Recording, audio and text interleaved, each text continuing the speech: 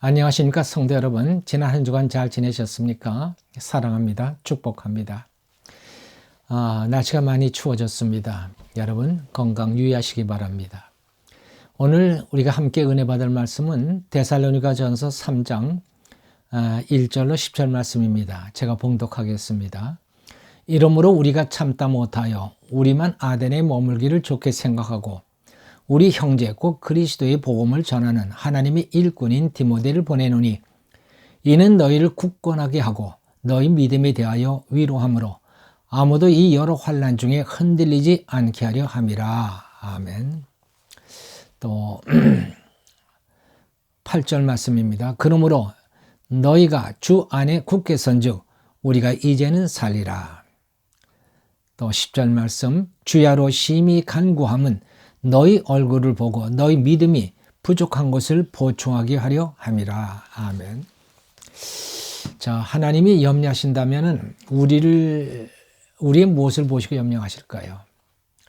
하나님은 염려하시는 분은 아니십니다만은 우리의 이해를 돕기 위해서 한번 그렇게 가정을 해보는 겁니다.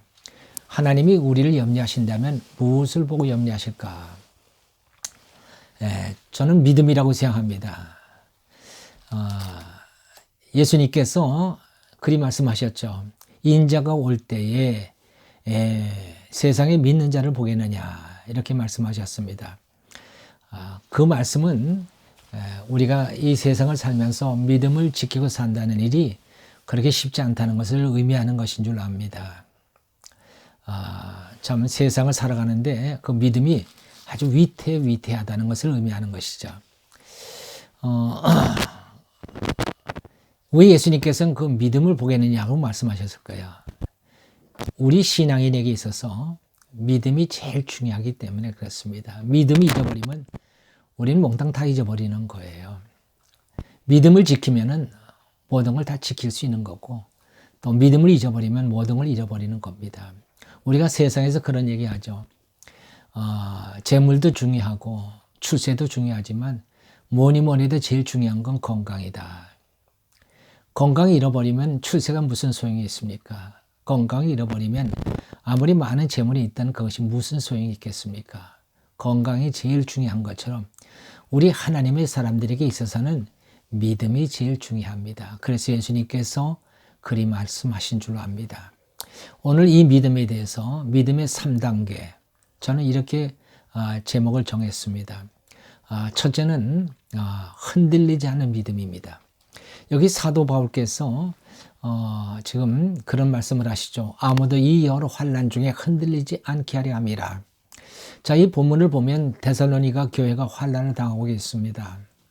이 사도 바울의 염려는 이 환난을 당하는 이 데살로니가 성도들이 그 믿음이 흔들릴까 봐 그것이 염려가 되는 것입니다.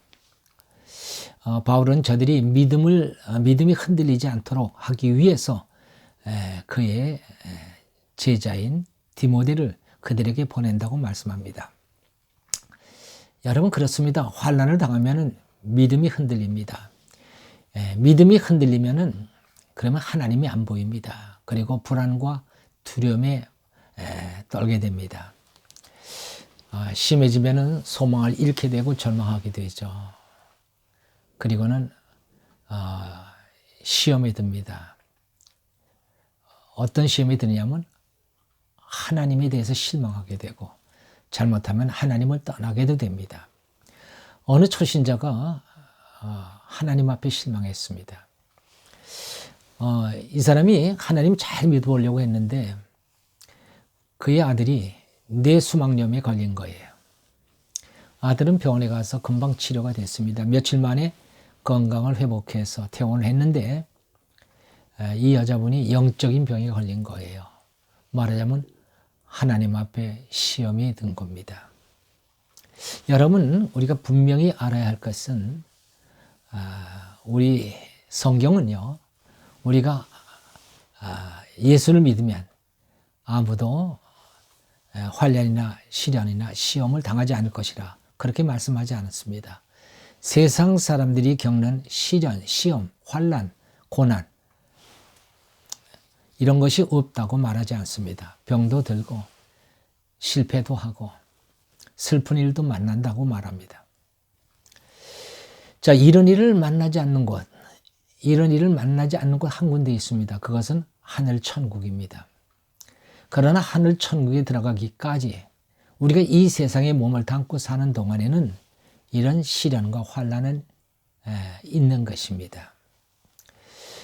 기근이 있으면 기근을 당해야 되고, 전쟁이 있으면 전쟁을 당해야 합니다. 경제 불황이 있으면은 경제 불황을 겪어야 합니다.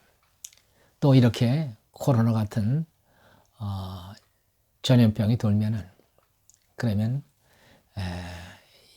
우리도 이 팬데믹 세상에서 살아야 하는 것입니다. 그러므로 이 사도 베드로는 이렇게 말씀합니다. 사랑하는 자들아, 너희를 시련하려고 오는 불시험을 이상한 일 당하는 것 같이 이상히 여기지 말라. 그러니까 시련 당하는 것을 이상히 여기지 말라는 거예요. 그게 있을 수 있는 일이라는 겁니다. 그것 때문에 믿음이 흔들려서는 안 된다는 말씀이죠. 그럼 세상 사람들과 우리 하나님의 사람들이 뭐가 다르겠습니까? 우리 하나님의 사람들은 이 시련과 환난을 당해도 결코 그런 것에 굴복하지 않는다는 겁니다. 사도 야고보는 이렇게 말씀합니다. 내 형제들아, 너희가 여러 가지 시험을 당하거든 오히려 기쁘게 여기라. 자, 믿음의 사람들이 세상 사람들과 다른 점은, 세상 사람들은 이 시련과 환난을 당하면 낙심하고 절망합니다. 그리고 자포자기합니다. 그러나 믿음의 사람들은 시련을 이겨내고 정복하고 오히려 새로운 삶을 창조합니다. 자, 이것이 어떻게 가능한 일이겠습니까? 우리에게는 세상 사람들이 없는 하나님이 우리에게 계시기 때문입니다. 두려워하지 말라, 내가 너와 함께함이니라. 놀라지 말라, 난 너의 하나님이 됨이니라. 내가 너를 굳세게 하리라.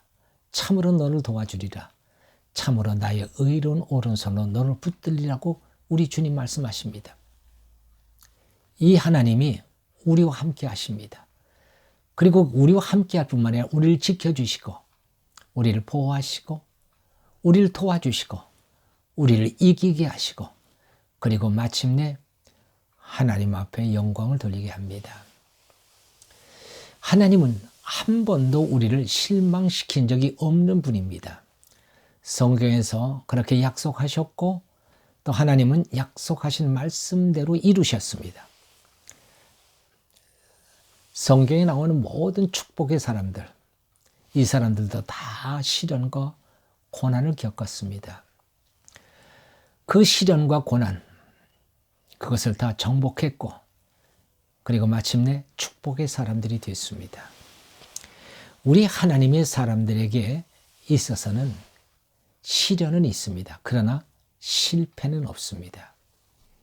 오히려 그걸 통해서 우리는 하나님의 사람으로 온전하게 세워지는 것이죠. 그러므로 하나님은 우리로 하여금 흔들리지 말라고 말씀합니다. 흔들리지 않는 믿음을 가지시는 여러분들 되시기 바랍니다. 둘째로 굳게 선 믿음입니다. 8절에서 이렇게 말씀합니다. 그러므로 너희가 주 안에 선즉 우리가 이제는 살리라. 데살로니가 교회 성도들이 환난 중에 흔들리지 않고 오히려 더욱 믿음과 사랑으로 행한다는 소식을 디모데로부터 들은 바울은 오히려 자신의 위로를 받았다고 말합니다. 그러면서 너희가 주 안에 굳게 서 있으므로, 그러므로 우리가 이제는 살았다라고 말합니다. 살았다는 이야기는 이제 염려를 놓았다, 이제 마음을 놓게 되었다, 그런 얘기죠. 성도들의 믿음이 하나님 앞에, 그리스도 앞에 딱 자리를 잡고 안정된 믿음의 삶을 살고 있다는 그런 얘기입니다.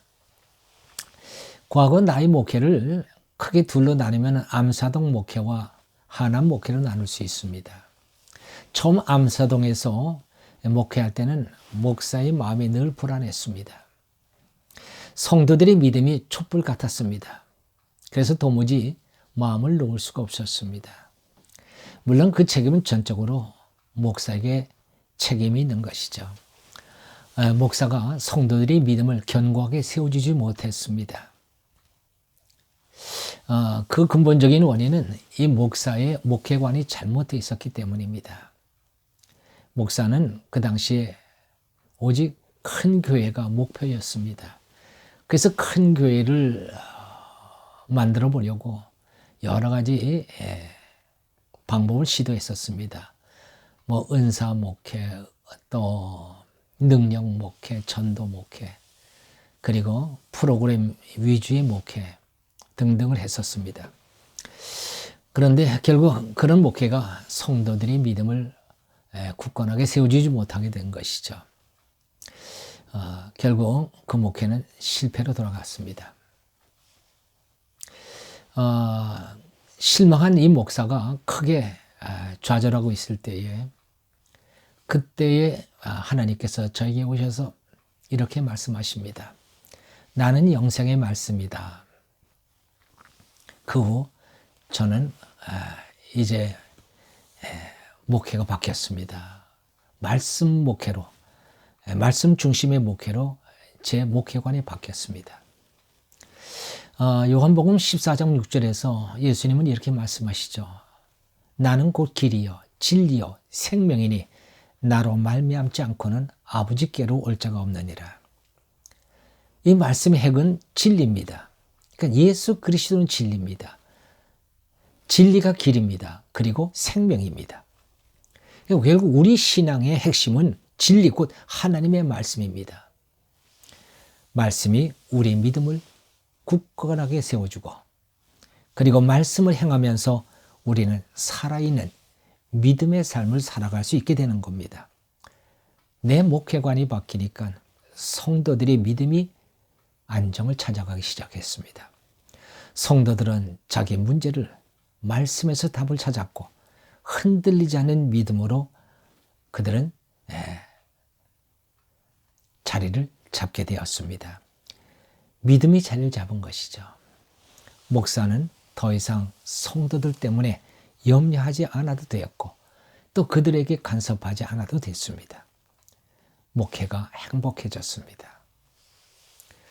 셋째로 온전한 믿음입니다. 10절에 주야로 심히 간구함은 너희 얼굴을 보고 너희 믿음이 부족한 것을 보충하게 하려 함이라. 사도 바울은 데살로니가 교회가 믿음으로 굳게 서 있는 것을 알고서 너무 기뻤습니다. 그는 정말 하나님 앞에 감사했습니다. 그러면서도 그는 하나님께 밤낮으로 저들을 위하여 기도했습니다.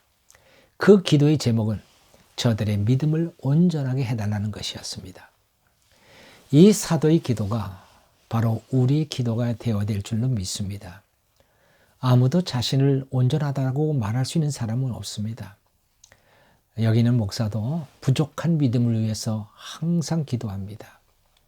어느 때는 나 같은 사람이 어떻게 목사일까 하는 한심한 생각이 들 때도 있습니다. 그런 생각이 들면 더욱 간절하게 하나님 앞에 부르짖어 기도합니다.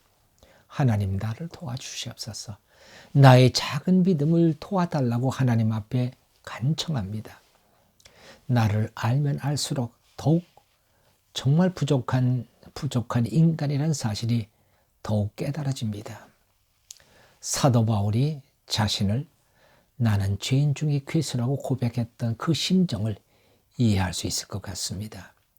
그래서 나는 나를 믿지 않기로 했습니다. 나를 의지하지 않기로 했습니다. 오직 하나님만 믿고 하나님만 의지하기로 했습니다. 내 생각을 버리고 하나님의 말씀만 따르기로 했습니다. 온전한 믿음이란 나의 부족함을 깨닫고 나를 버리고 하나님을 의지하는 것입니다. 나를 버리고 하나님을 순종하는 것만큼 우리 믿음이 온전해지는 것입니다. 여러분, 그러나 나를 버리는 일이 그것이 결코 쉬운 일일까요? 아닙니다. 그래서 기도합니다. 사도 바울이 밤낮으로 기도했던 것처럼 또 예수님께서 자기 뜻을 버리시기 위해서 땀방울이 핏빛으로 변화되도록 기도와 간구를 하셨던 것처럼 우리는 자기를 벗어버리는 기도의 싸움을 해야 하는 것입니다. 나방이가 날기 위해서 꼬치를 벗어나기 위한 끈질긴 싸움을 하듯이 기도의 싸움을 통하여 나를 버리고 말씀에 순종함으로 믿음이 온전해져 가는 것입니다. 기도하십시다. 할렐루야. 하나님 아버지 감사합니다. 인자가 올 때 세상에서 믿음을 보겠느냐? 그렇습니다. 하나님. 우리가 믿음을 지키고 믿음으로 산다는 일이 얼마나 힘든 일입니까? 그러나 그것을 위해서 우리는 살아야 되는 줄 믿습니다. 오직 우리가 하나님 앞에 나아갈 수 있는 오직 유일한 길은 믿음인 줄 압니다. 이 믿음을 위하여 힘쓰는 저희들 되게 하소서. 흔들리지 않는 믿음의 사람들 되게 하소서. 굳건하게 자리를 잡은 굳건하게 선 믿음의 사람들이 되게 하소서. 그리고 하나님, 온전한 믿음이 되기 위하여 날마다 하나님 앞에 기도하는 저희들 모두가 되게 인도해 주시옵소서. 감사하고 우리 주 예수 그리스도의 이름으로 기도하옵나이다. 아멘.